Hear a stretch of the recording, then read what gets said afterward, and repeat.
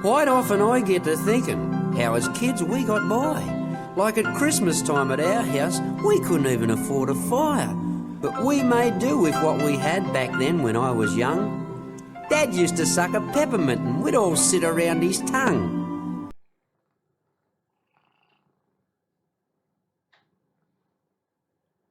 Hey guys, Jonah here. Otherwise busy with stroking furry animals and that kind of thing. I'm not 100% sure. Oh, looks like he's going to lie down. So that is cool. Just be aware that I can't do any major movements. We'll see if we can get this one out. Oh, and of course, welcome. This is Beer Advent Day 4 from the Beer 52. It's Sunday. And yeah, of course, the box, the number 4 is right over here. So, dude, if you are going to get comfy, you need to chill, man. How do we get this one out?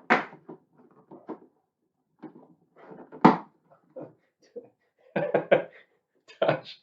Oh my God, he's not going to hang around, is he? I don't think. Well, never know, might do. And I'm almost 100% convinced that the holes in this box are smaller than last year's. Only by maybe a millimetre or so. But that's cool. Yeah, here you go, dude. What do you think? Okay. Giving it the sniff test. So, this is Salguine?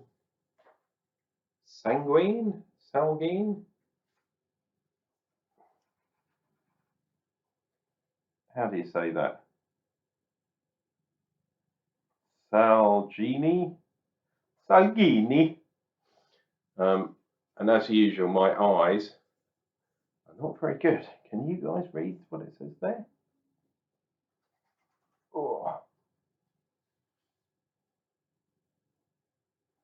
No, and my camera is letting me down. So, unfortunately, my eyes are not that good. Dry hopped Pilsner. There we go. That's what it says.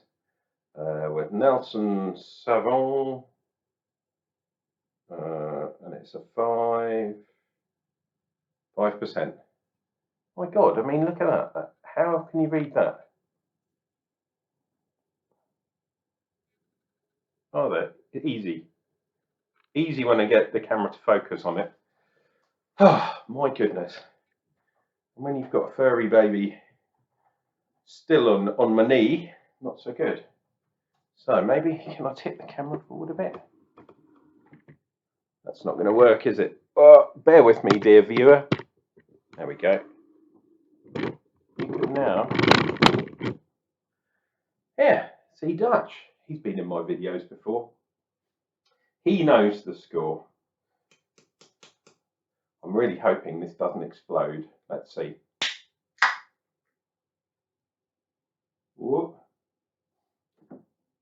Look at that, coming out the top, but not too bad. Excellent. It's Sunday afternoon, and I could do with the beer. Now, as you probably know, all of the beers are not, they have not been put in the fridge because they're in this box. So we are going to have issues with the head. Look, we've got 3 fingers head today, but it is lovely white, fluffy clouds of goodness. What do you reckon, dude? Giving it a bit of a sniff.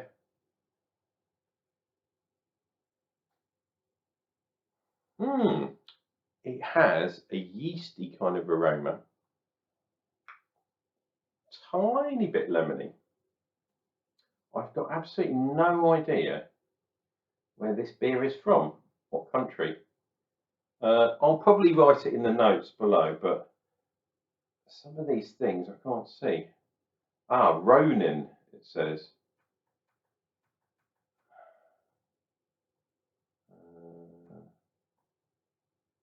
But yeah, I'm kind of stuck. That's what happens when you have furries in your house. Can't move around too much, especially when they're on you, like this boy. And he's happy, he's not going anywhere. Cool. The other thing is, look at that, lovely and clear. You can definitely see through that bad boy.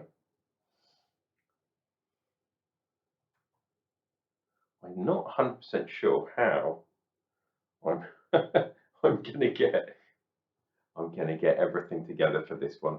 Hey, life happens, doesn't it? Guys, cheers and beers. Let's see what we get.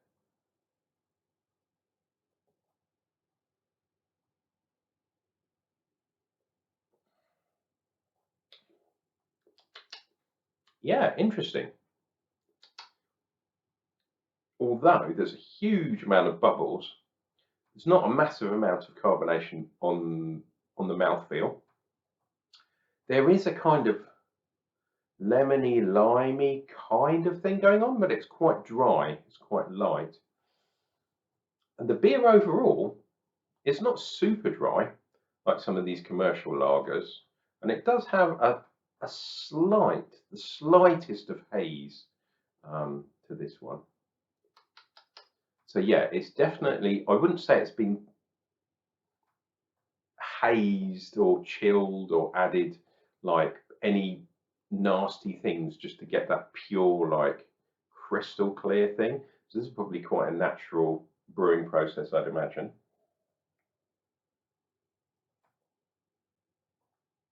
Mm. And as you know, because I've said before, I'm not really a lager drinker. I do drink lager, obviously, but it's not my beer of choice. I would much prefer to take a darker beer over a lighter beer. Even in the case of IPAs. I know IPAs are taking over the world at the moment. But no, me personally, I would much prefer a darker beer, especially in the winter time. Right, let me see what I can glean. Jesus Christ.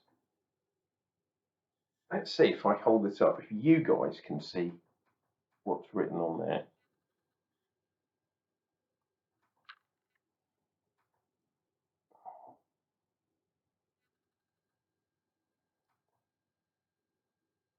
It's American. There we go. In collaboration with someone, California, somewhere. Again, I don't want to get in the way of my furry baby. Theoretically, I could have shooed my cat away to be more professional, but alas, I don't make any money out of beer reviewing. And I'd rather have peace in the household with my ever my ever-present buddy. He's usually around when I'm doing these videos, and he's in them somehow.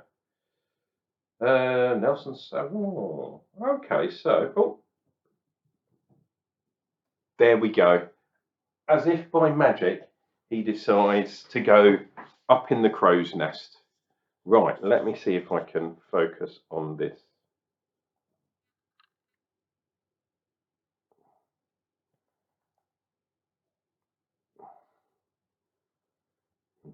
Come on. Brewed and packed by Brew York in collaboration with Ronin Fermentation Project, California, somewhere in California. An even smaller print, which is incredibly difficult to get there. It says unfiltered, yep, we know that, with delicate dry hop, Nelson Sauvin, yep. Notes of white wine and lychee, the crisp mouthfeel, etc. Well, I wouldn't say it's crisp. I'd say it was quite dry. And I guess that lemony kind of lemon lime taste. Yeah. Like certain types of wine, especially white wine, although I'm not a wine connoisseur, as you well know, beg your pardon, is yeah, I'd say that zestiness probably is a wine influence. The lychee, not sure about that.